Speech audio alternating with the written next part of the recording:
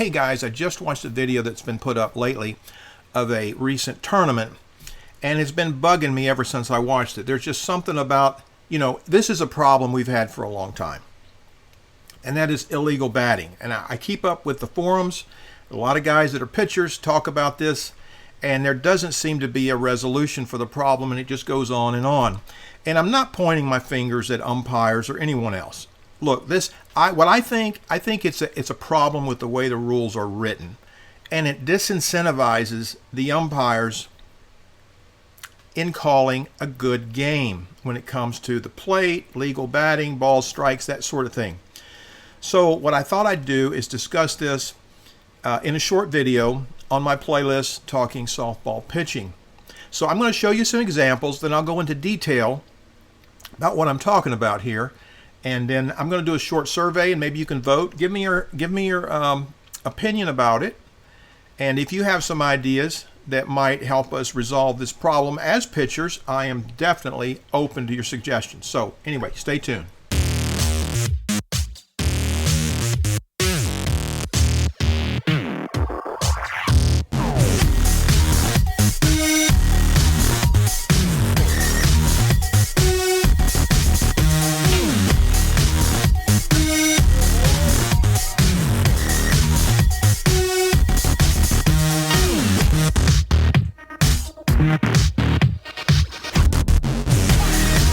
Okay, as you just saw, I played a series of several home runs. There's a couple of base hits in there, but most of them were home runs. And I'm going to play it back again in slow motion, and I'm going to show you exactly what I'm talking about. These hitters are stepping out of the box. Obviously, they're stepping out of the box. Now, there's a rule in the book, and you know what we all say about rules, but in any case, I'm going to, and here's the problem, the deal. I know there's a lot of rules that you can't enforce and everything, but this particular rule and the way it's not enforced really has a huge effect on the game. And I think once you start looking at the details of it and analyze the actual physics of this problem, you're going to understand what I'm talking about. Essentially what happens is, when they don't enforce the rule that requires a batter to keep his both feet in the box, or at least his front foot on the line, what it does essentially is it shrinks the strike zone. It takes away the low strike. It totally eliminates the low strike. Because what happens is, and you'll see in some of these guys are stepping out as far as 18 inches out of the box in the front. So if the batter steps 18 inches out of the front of the box, there is no low strike. A pitcher has no low strike at that point. Because if the umpire forces him, and they do, forces him to pitch that low pitch, or any pitch has to hit behind the plate, and you let the batter step 18 inches out of the box in the front, there is no low strike zone. That pitch has to cross belt high to get to the back edge of the plate. So there's no strike from the waist down to the knees. So it changes the game completely. And then on top of that, the umpires will not call a 6-foot strike. You have to throw that pitch at least 7.5 feet before they'll call it legal. If you throw it under 7 feet, it's usually called flat or illegal. So between those two factors, and we're not going to talk about the arc or the height of the arc in this video. We're just going to talk basically about the way batters step out of the box. There's no penalty, there's no call, and it creates a situation for pitchers that's really, it's just, it turns the game, I think, into a farce. So I don't see, it does the game no good to force pitchers to throw a pitch belt high or higher and take away the belt down to the knee strike. You're just taking it away. And I'll show you what I'm talking about here. Okay, here we see foot clearly out about 3 inches out in front of the box, and it's down clearly before he makes contact. Here again, we have another batter with his foot about 2 inches out of the box. Very easy to see, and it's down before he makes contact. Again, another one His foot's down before he makes contact with the ball, and he's out about 6 inches or so here. And then another one, maybe 3 inches out, he's making contact with his foot on the ground. So, I mean, we could go over and over. I have many of these to show you, and many more than I've recorded. But this is just a common theme. Some of these are really bad. I mean, this guy's out at least a foot out. And then, you know, this goes for a home run. And then finally, here's another one. He's at least a foot, maybe farther out than that. So this is what you have to work with as a pitcher. Okay, back to the rule book. I did mention that a minute ago, but I didn't get to it. So let's go over that real quick. This is a USA softball book.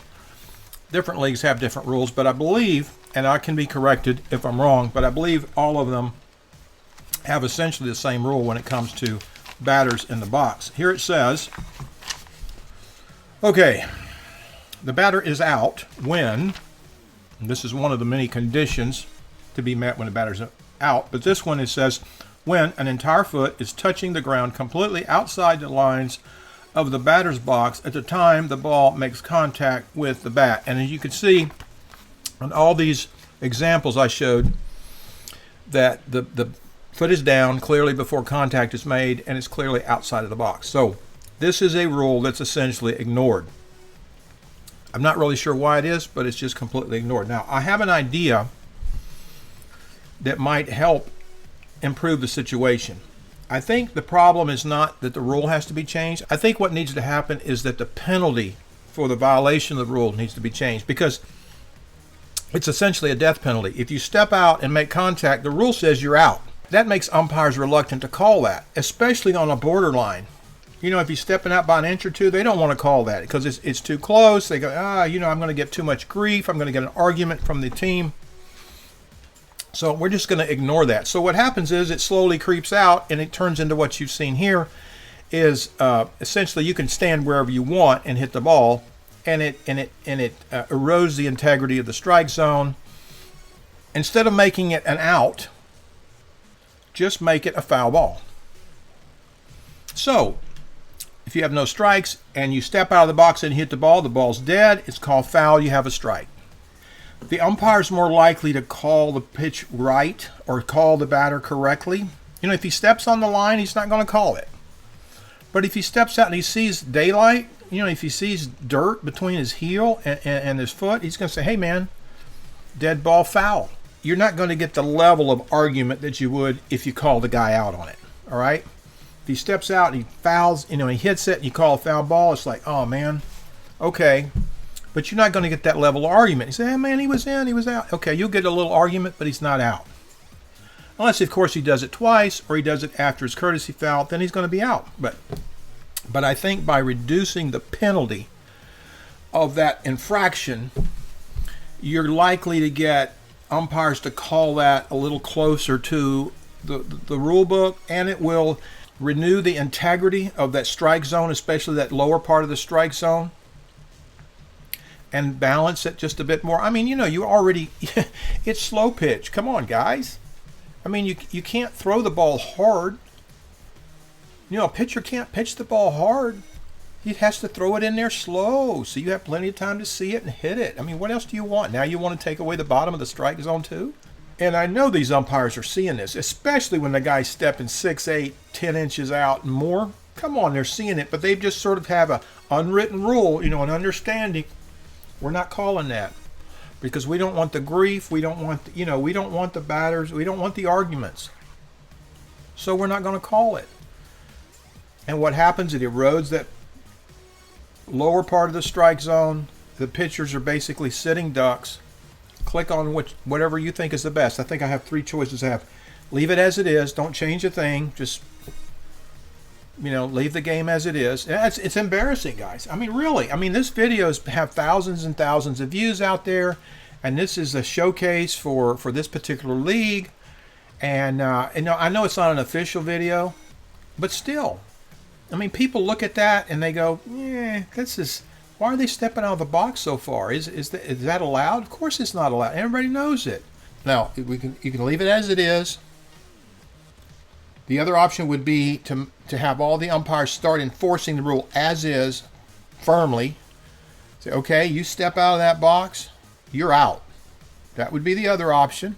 I don't know if that's the best thing though, because I've heard people say, man, you got to enforce that. You got to enforce that. You got to call that batter out. So well now the umpire doesn't want the fight. I get it. The league, the league's not like, hey, look, we got enough problems. We don't want to open a can of worms. Or the third option, which is what I suggest, is that leave the rule as is, but change the penalty from an automatic called out to a foul ball, dead foul ball. You hit that ball with your foot out of the box, it's a foul ball, it's dead. It's a strike. So whatever the consequences are, if you don't have a foul yet, if you have less than 2 strikes, then it's just an extra strike. No big deal. But now the batters are aware, I have to stay in the box, because if I step out again, I will get called out. And if you step out twice, you deserve to get called out. If you step out of the box 2 times, you deserve to be called out. And you're not going to step out after a while. You're going to stay in the box or keep your foot on the chalk. Keep your foot on the chalk, and hit that low pitch. That's all. Hey guys, thanks for watching. I appreciate it. And I am working on my new series, Pitches. Slider's going to be the first one, and I'm being very careful to be comprehensive with that video. It's going to have a lot of good information for you. And leave your comments and questions, because I always answer your questions. And subscribe if you haven't subscribed. So we'll catch you next time.